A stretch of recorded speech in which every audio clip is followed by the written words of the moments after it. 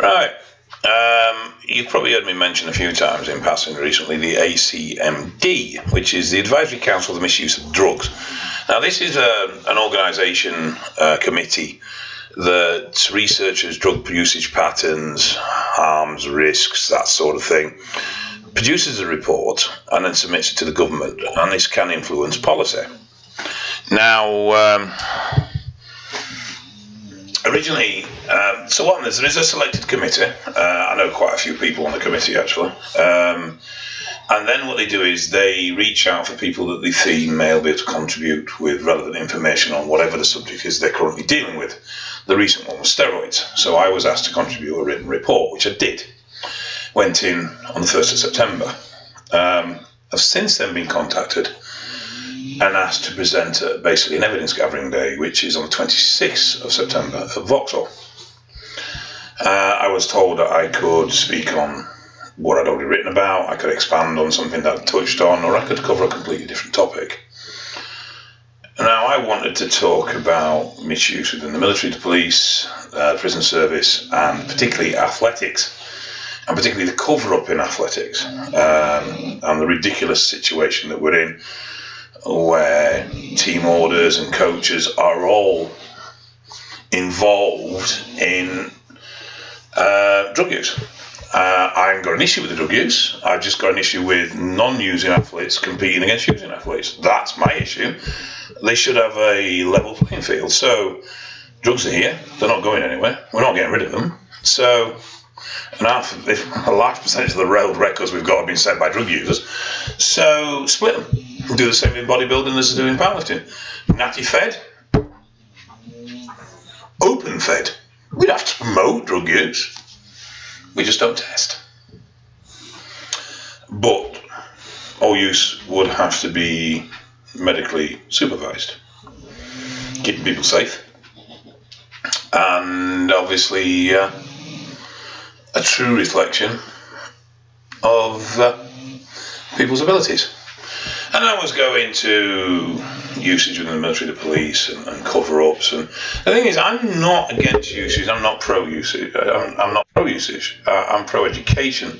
But what I am is, if an organisation sets out the rules that you can't use, then it should be adhered to. And if you can't abide by them rules, then go get another fucking job.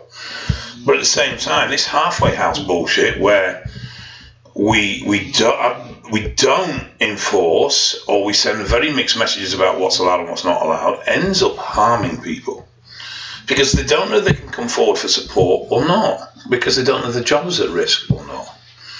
And the police in particular have a policy where if you come forward with a usage problem, or you use a product or a drug that's not allowed to be used in the police force, but you come forward with it, they'll give you support. Well, they can't give you support on steroids because they haven't got a fucking clue about it. In fact, the rules about what you can use and can't use are so misleading and confusing in the first fucking place. So basically, there's this problem, in their eyes, with usage, but they don't know what to do with it, so they don't do anything with it, they just hide from it. And in the meantime, users suffer, get confused, get mixed up, people lose their jobs because they don't know what the fucking rules are, etc., etc. So my whole argument is that if you're not going to allow usage, then you need to be clear on that, you need to be clear on the rules, you need to be clear on what can be used, and you need to educate. And in turn with police policy on all of the drugs, you need to offer support if somebody is using and they have a problem with usage. Doesn't happen. Prisons, massive user population, no support whatsoever.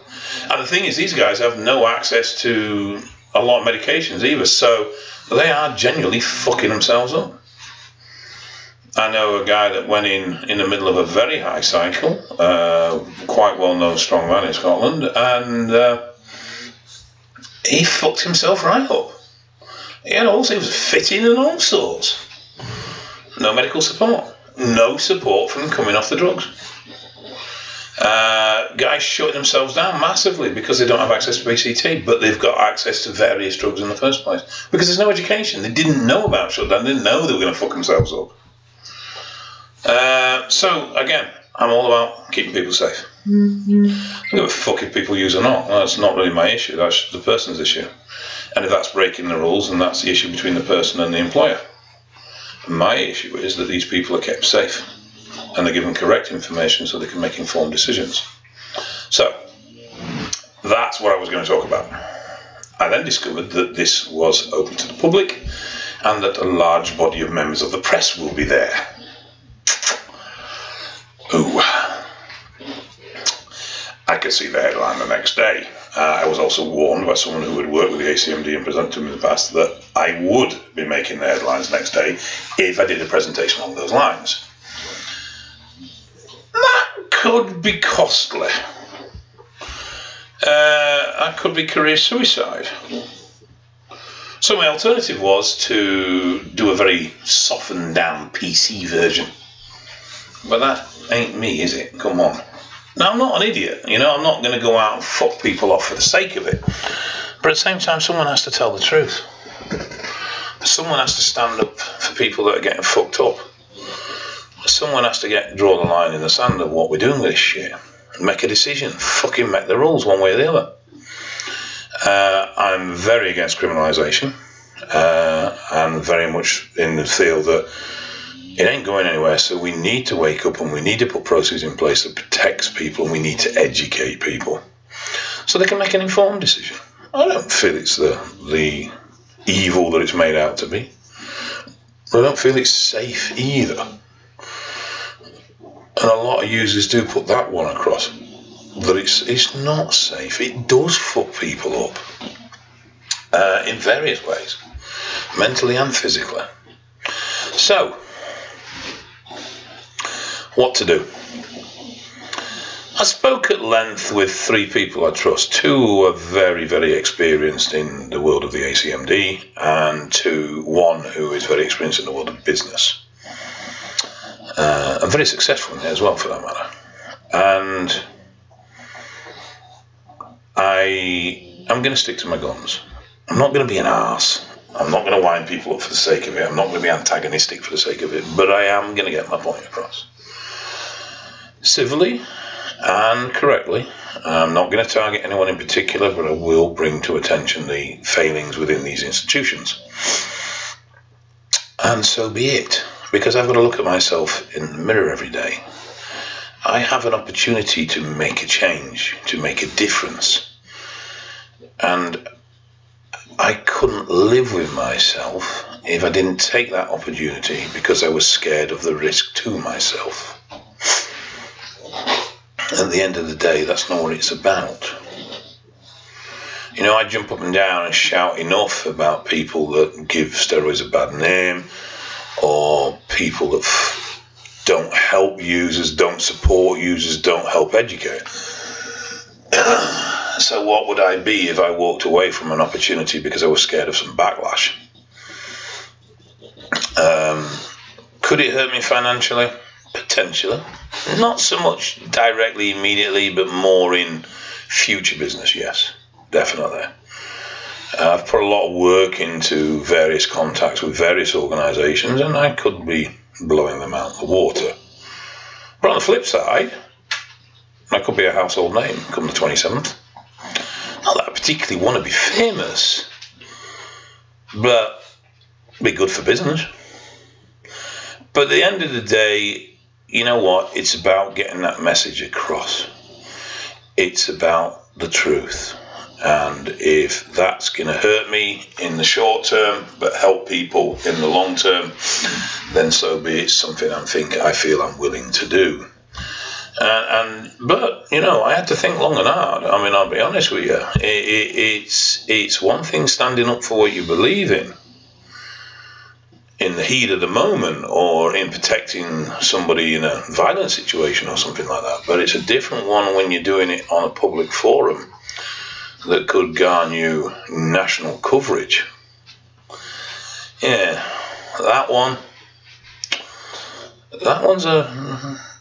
takes a little bit more consideration. But like I said, I've got to face myself every morning in the mirror. I'm a great believer in the truth will out, and I'm a great believer in that if you're honest and you tell the truth, long term you've got nothing to worry about. And I am doing. I have evidence to back up every argument I have if I need to use it. I'm not going to use it because I don't want to target individual organisations or individual divisions or people, because it's not really them that is the issue. They're just an example of where the institutions are failing. With the athletics things, I'll let rip there, because that is blatant cover up. With the other ones, it's just ignorance. It's just a fear of lifting that rock to find out what's underneath, because we don't know. Hey! We don't know anything about it. So we're scared of it. I don't need to be scared of it. Yeah, it's a complex subject, but, you know, I'm not asking you to understand the subject. I'm just asking you to recognise the problem.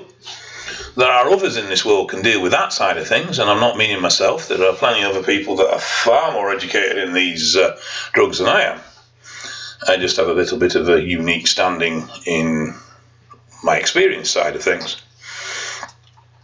But I'm seeing more and more people fuck up, and we need better services and we need better education, and we need to get rid of this prejudice at the NHS level. You know, that needs to stop. It's supposed to be unbiased care for all, not, oh, you're a roid user, you did it to yourself, fuck off, you silly prick. And not, oh, everything's because you use steroids. Oh, no, everything is because I use steroids. I didn't break my arm because I used steroids. I broke my arm because I fell off a fucking ladder. But this is the sort of prejudice we face. So I've got an opportunity to speak out about these things, and I think it's something that needs to be done. I might be singing a different song come the 27th. Fuck it. At the end of the day, I have an opportunity to make a difference.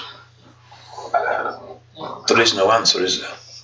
If you have an opportunity to make a difference, you've got to seize that. You've got to seize that with both hands, because the opportunity might never arise again. And I want my life to count for something.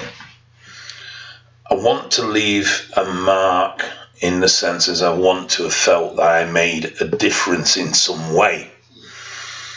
And a good difference, a positive difference. So I have an opportunity. It's going to be an uncomfortable one, to say the least. And I'm definitely going to tread the phone and the papers the next morning. If I have any luck, there'll be something massive happens on that day, and I won't be in the news at all. But if there is a tabloid newspaper guy in that audience, and he sees this big bald-headed fucking ginger-bearded twat who's been to prison and used to use steroids and has done ridiculous doses of drugs and been very, very open about it and everything else, and spends his whole life educating on this subject, stand there and go,